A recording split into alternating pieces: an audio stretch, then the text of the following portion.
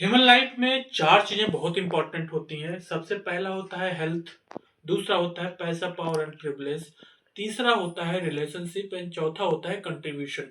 इसमें से सबसे इंपॉर्टेंट चीज होता है पैसा, पावर एंड प्रिविलेज। पैसा, पावर एंड प्रिविलेज में जो सबसे अच्छा किसी ने कुछ बोला है या लिखा है वो है रॉबर्ट कियोसाकी।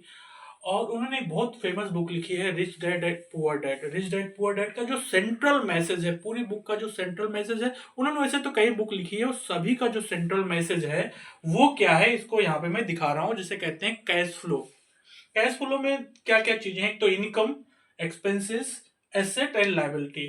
इनकम मतलब जो आप कमाते हैं, एक्सपेंसेस मतलब जो बेसिक खर्चे होते हैं आपके, एसेट मतलब होता है, एसेट मतलब होता है जो आपको पैसा लाके दे, आपके जेब में पैसा लाके दे। लायबिलिटी मतलब होता है जो आपके जेब से पैसा बाहर ले जाए।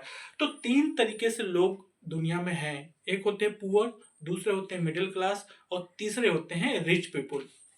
तो ये इनकम स्टेटमेंट उन्होंने तीनों लोगों के लिए दिया हुआ है। तो अगर कोई पुअर बंदा होगा, गरीब आदमी जो होता है ना, वो क्या करेगा, जितना कमाता है उसका पूरा खर्चा चला जाता है बेसिक एक्सपेंसेस में। कहाँ कहाँ पे, खाने पीने में, रहने में, कपड़ा में, इन सब में चला जाएगा।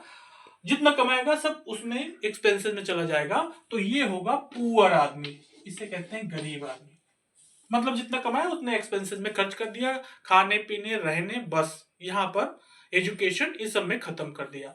इससे ऊपर के जो लोग होते हैं उनको कहते हैं मिडिल क्लास। तो तीन क्लास हो गई, poor class, middle class, rich class. तो पुअर क्लास जितना कमाता है वो सब पूरा एक्सपेंड कर देगा।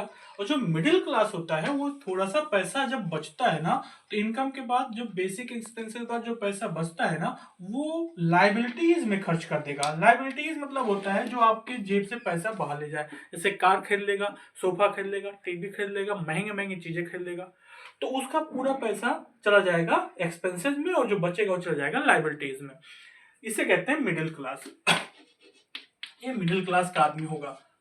लेकिन जो तीसरा क्लास होता है उसे कहते हैं रिच क्लास। रिच क्लास क्या करेगा, इनकम जो आएगा उसमें से बेसिक एक्सपेंसेस निकाल लेगा अपना, जो गवर्नमेंट को टैक्स देना है, सॉरी, खाना पीना में चला जाएगा।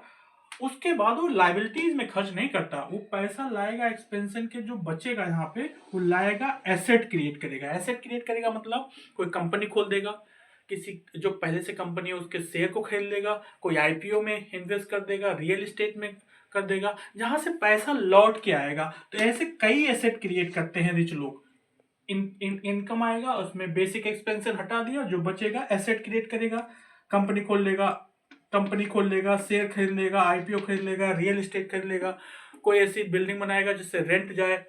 उसके बाद जब इससे पैसा मिलेगा, जो बचेगा वो लाइबिलिटीज में थोड़ा मोड़ा खर्च करेगा। इसका मतलब ज्यादा से ज्यादा पैसा वो इनकम को एसेट क्रिएट करेगा, और एसेट में से जो थोड़ा बचेगा, एसेट से जो इनकम आएगी उससे लाइबिलिटीज को लाएगा, कार खरीदेगा, जो बाकी चीजें खरीदना होगा। तो इसलिए तीन तरीके से लोग होते हैं, पुअर, मिडिल एंड रिच।